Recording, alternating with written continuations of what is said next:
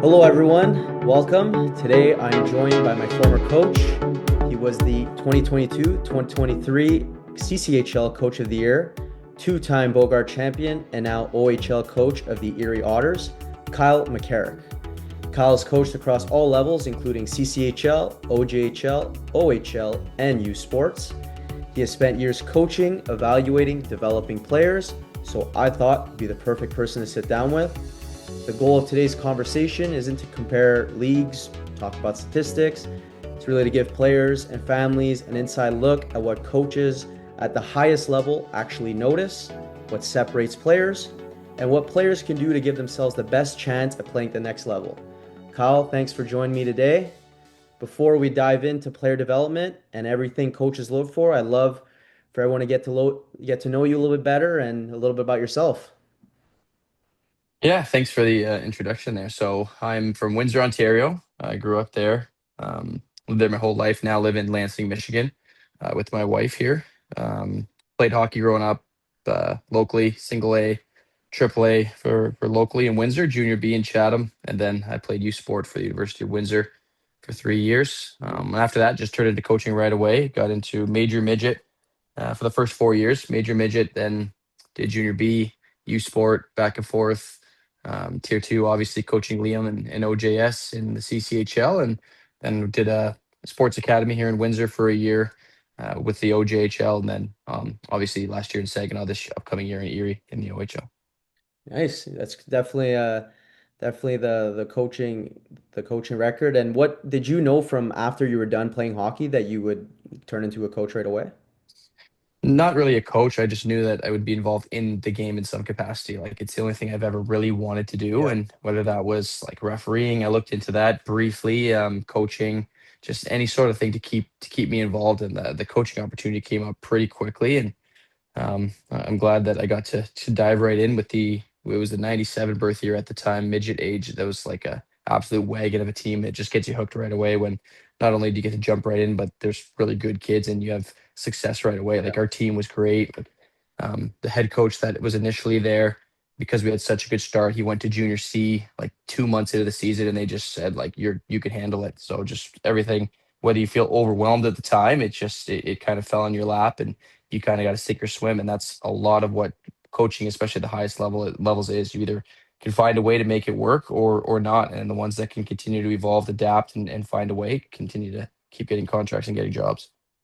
Yeah, well said. I for sure agree with it. Definitely for myself, like you, once hockey comes to an end, I guess at some point would love to stay within the game and Mhm. definitely maybe could see a coaching as a possibility in the future. Um, Yeah. so, like you said, you've now spent years behind the bench. You're watching countless players. I think that's something a lot of young athletes don't really get to hear about the coach's perspective.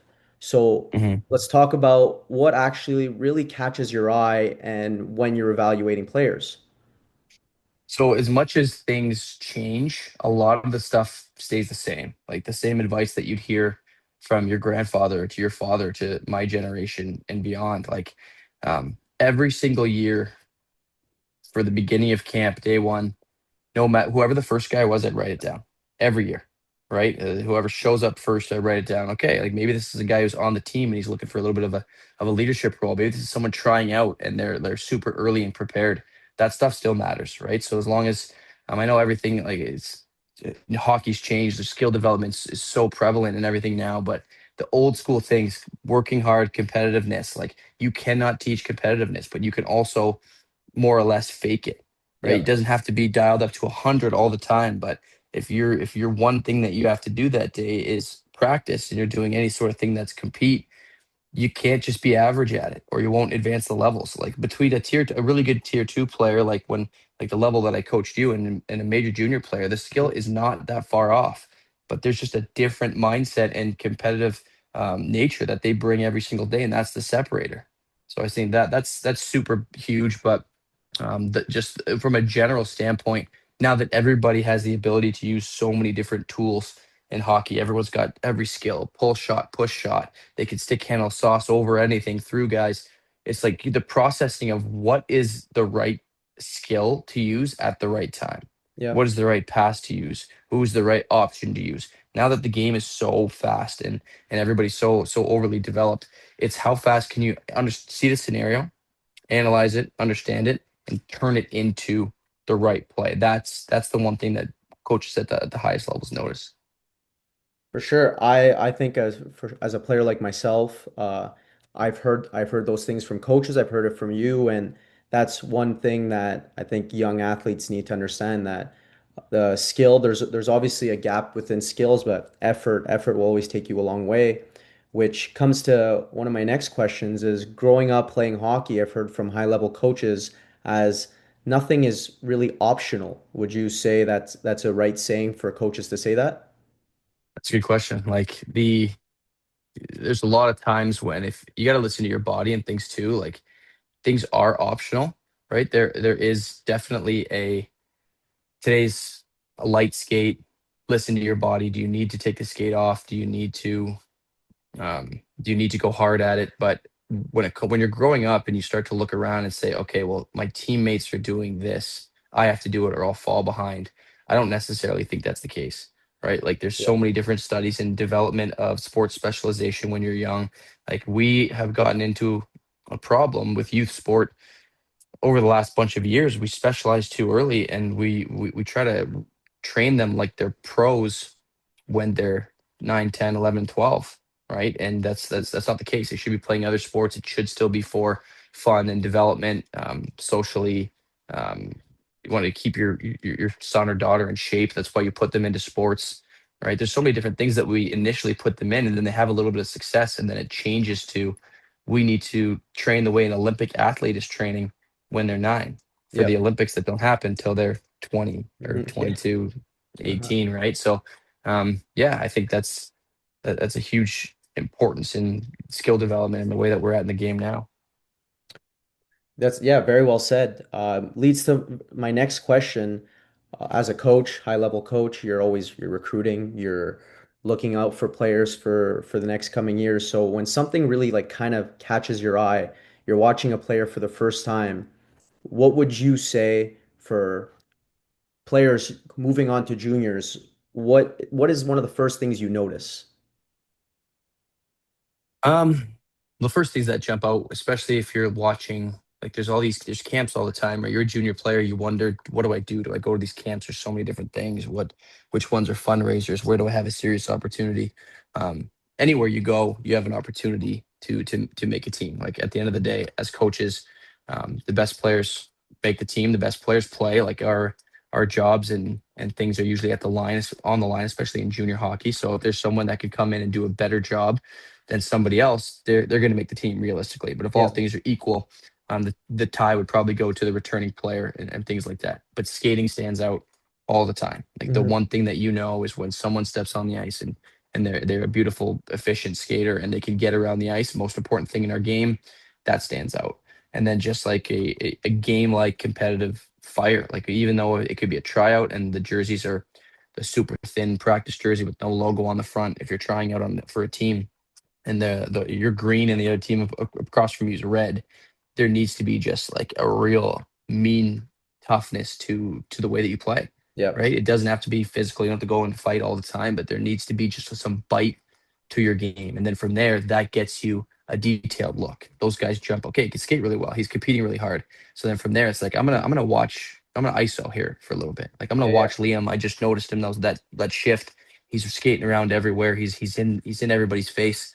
Then you get an isolated look and what are the details of your game. How do you play away from the puck?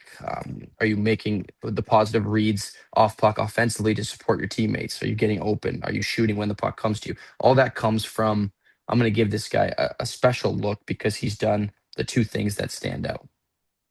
Yeah, for sure. That definitely agree with that. I try to tell my players, some of my players now are going to camps, they're going to junior camps, and main thing they're asking me is what can I do to stand out? Do I got to score goals, got to points? Realistically, the a lot of the guys are going to be trying to do that at camp. It's all about now and this the level of hockey is the habits. Yeah. What And you you got to be do, you. yeah. You got to be you. Just like you were going to say, I think that's where you were going with that. Whatever you do best, is what you need to try to show. Like if you can shoot the puck so hard and just you got a great shot, quick release, whatever it may be, you can't go a Hmm. skate without showcasing that, Yeah. because then we're just seeing all the other things about it. So you might have a 2-on-1 and hey, maybe I can make an early pass here, but I got to show that I can shoot this thing. Like Hmm. in the camp atmosphere, you gotta know what shows and what works. And there's guys that know that really well, and they'll come down a 2-on-1, look a guy off, and just shoot it. And it's like, man, that guy can really rip the puck. Might Yeah. not be the right play at the time, but we can figure that out during the year. We need to see the Okay. skill. And if you Yeah. have something that sets you apart and everything else is like kind of equal, some people will bet on talent. Like there's something that you do better than anybody else. You got to have it, and we'll figure out the rest. So now that let's say camp's moved on, you have we picked this player like we were talking about their skill. Uh, we're in the year, we're in the mid phase Mhm. of the year now. What are some of the habits, or I'd say like intangibles that separate players once now everyone has a similar skill, some they're on the team, Yeah. and so what differentiates these players to get those opportunities, those looks? Yeah, so there's just like there after you made a team and you're trying to work your way up or around the lineup, the one thing that it doesn't translate super well, but when you read different articles and things from overseas players overseas, the one thing that they want to do, especially when they're young, is they need to gain the coach's trust. That's a real thing, right? Like whether there's a player that has a very similar skill set and can produce at the same level, if it's always like I need to chip it out with one hand and hopefully I can get around and create maybe an odd man rush. That's not a super repeatable habit, but you might lead to some offense. I'd rather take the guy who has 8 less points, but plays on the right side of it. And that's Yeah. just the way, like, you have roles for everything and different scenarios. I'm going to live to fight another day. We have enough guys around on the team that if we do things right longer, we'll probably have more of a chance to win. Right. And that was like the second year that you played, or the second year I coached OJS, that'd been your first year. We had a Yeah. lot of those guys that did it right. We didn't have one top 10 scorer in the league, but everybody did it right and they played on the right side of the puck. And I think that over a long period of time, that wins out over the higher end guys that don't want to play a 200-foot game. So it's just showing up every day, detailed in what you do, detailed in your preparation. And like if you want to play more, like success leaves clues. Like if you're a good player that we've missed and you're always early and you're always putting in the work, you're asking for extra video sessions, like okay, this guy's going to get an opportunity and it's going Yeah. to go from there. But it's funny, the ones who are always like coming to your door and saying like, is there any way I could play more, that aren't doing the extra? Like, no, I mean, coaches do have favorite players. They do. It's not. It's a real thing. But the favorites aren't. Oh, I like this kid better. He skates. He skates a little bit different, and I just like him. Or like I like his dad, so I'm gonna play him. His agent called me. I gotta play him. That's not it. Like we like the players who are consistent. They're prepared. They want it. They're driven, and their goals match your team goals. And then from there, it's just like okay, I'd rather live or die with him. For sure. I living through it, experiencing being on a championship team and even being coached by yourself, the guys that the guys that do play, obviously there's the guys who put the puck behind the net and make good plays, but the players who are coachable at the end of the day, those are the guys you want out those crucial moments to help the team win. Yeah, and then like it's one of those things too. Like I later on in my playing career, I didn't really get in much, especially U Sport.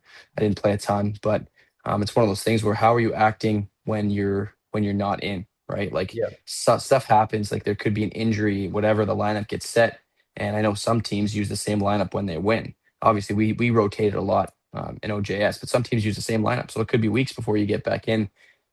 What's your attitude like when you're not playing, right? Yeah. That's the one thing that like really respected with you. And now that I see you're back in the game and giving back to the next generation, it's spectacular because your character and the way you were as a teammate was high end. Whether you were in or you're playing 15 minutes or you were playing 9 minutes and penalty killing and finding a role, you were always the best, most dependable teammate. And teams don't win without that either, regardless of how many points you're putting up or if you're on the first line.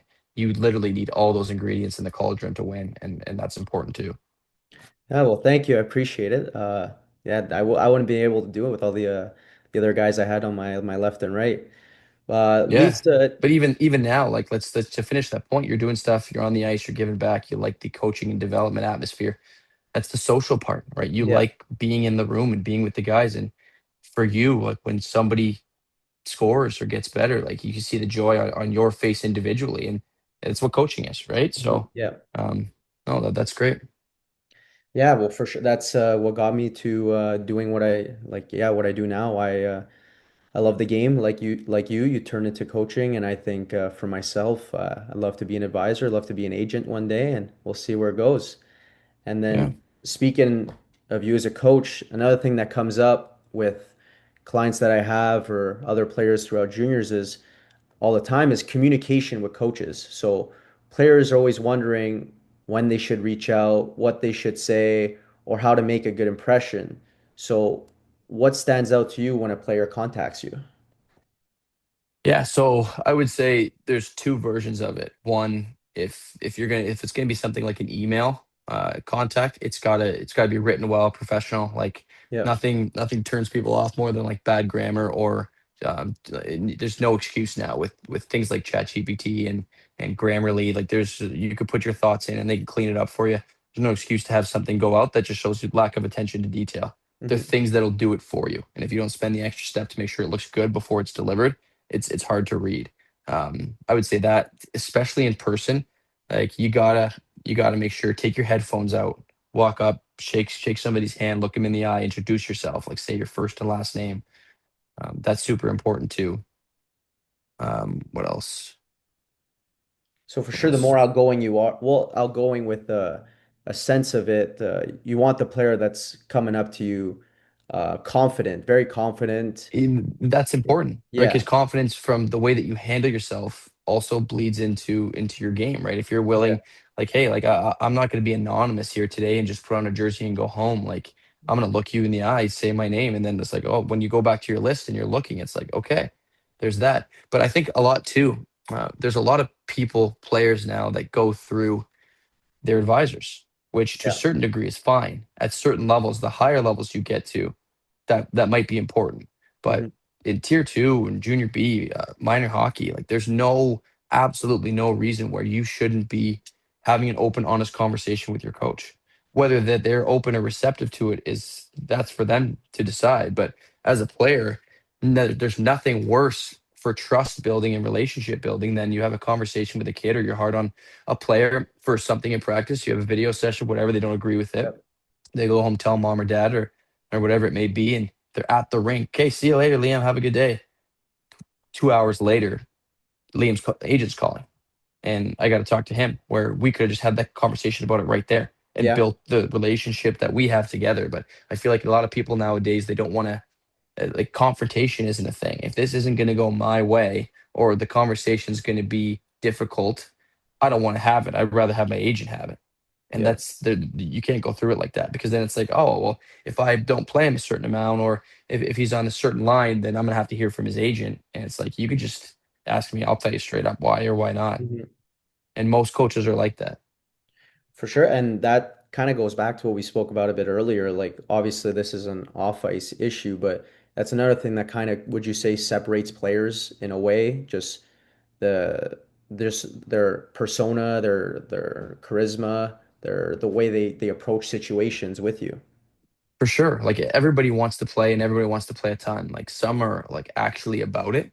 Like Hmm. I want to play more. Okay, well it's gonna take X, Y, and Z. Okay, I'm gonna do it. And then they do. And then it's like, okay, well I want to play more. All right, well you gotta do X, Y, and Z. I don't want to do all that. Okay, well you're not gonna play more. But it weeds itself out pretty quickly at the higher levels in tier two and things like that. Like in minor hockey, everybody pays. Like you gotta pay, everyone's gotta play. There's gotta be development for everybody on your roster. It's not about winning at the end of the day. It really isn't. So that's one aspect of it. But then you get to junior and beyond, that stuff matters. So if you want to play more, you got to back it up. You're going to get your opportunity, whether it's as you get older, age becomes your opportunity. Like you were 17, now I'm 18 on the same team. I expect you to take a step. Now you get more opportunity, or you can go and steal it from somebody. And like to go and steal somebody else's job, right? Like when you think about it like that in sports, it's like, oh, he's played better. He scored twice last game, and then maybe he should be on the first line. Like you're stealing somebody else's job and opportunity that they're in. Like there's some intensity and there's some real competitiveness that comes with that. It's all good in the space of a team when you have that internal competition, but if you show up the one day and you're better and you take my job, Liam, like you better believe I'm coming to take it right back. And then if we all do that, like the rising tide like raises all ships, right? If we all do that Yeah, consistently, imagine how good your team's gonna be. for The guy sure. in the fourth line is always trying to steal the second guy's opportunity, and then vice versa. Power play. I want to play on the power play. Everyone said, okay, well, great. You have opportunities in practice to make passes to the interior, to hold on to pucks, and okay, that you evaluate it. That's something that works on a power play. Let's give him an opportunity. But it's like, okay, I want to play there. All right, let's see if he makes some plays. Can't. Okay, well, you can't play that. Yeah, I for sure agree with that, especially as someone that lived through it. I'd say that the guys that are my best friends in junior hockey were guys that we were fighting for each other's positions, and we did it with a smile on our face. We put our head down, we went to work. So that's what Yeah, the younger generation needs to understand moving forward. But absolutely. yeah, so before we wrap things up, I want to ask just a couple questions I think the players watching can take something away from. So you played junior hockey. If you could go back, is there anything you would have done differently? Yeah, like I wish like I go back now. I probably didn't listen to the advice my dad gave me often enough. I was a stubborn kid, believe that I knew more, but I never shot the puck. Like never.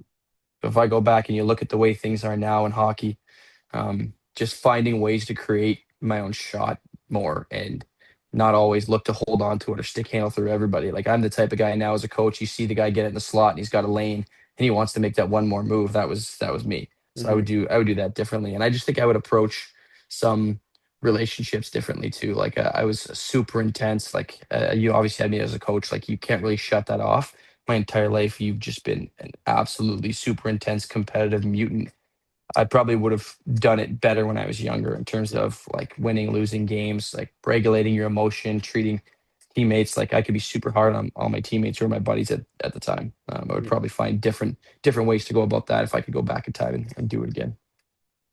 Yeah, well, I definitely agree with some of those things for sure. I'm still playing, but there's definitely things I regret. I wish I did when I was younger, and shooting pucks is definitely one of them. I know my dad definitely harped on me to do I think that. all our dads do. That's a Yeah, dad thing. all the Shoot the dads. puck more.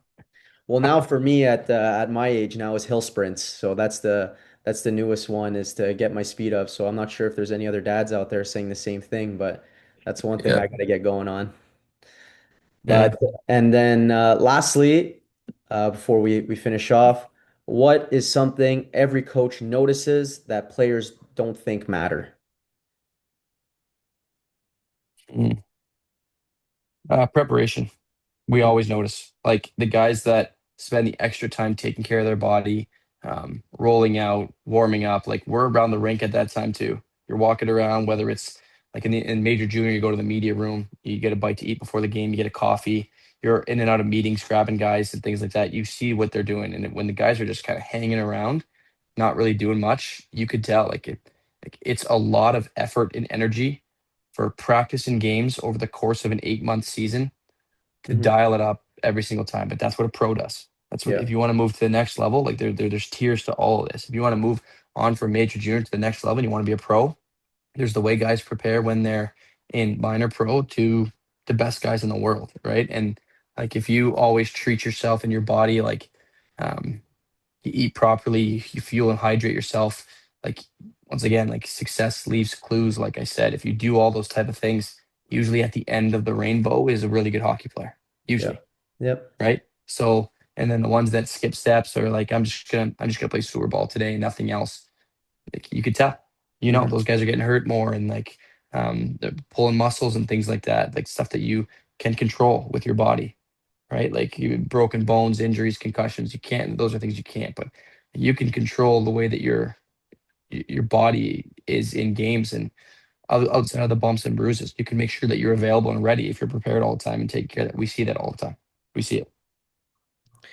Well, there you go. So players watching, coaches see every little thing. So everything little thing matters if it comes from habits, like we said, preparation. Always make sure.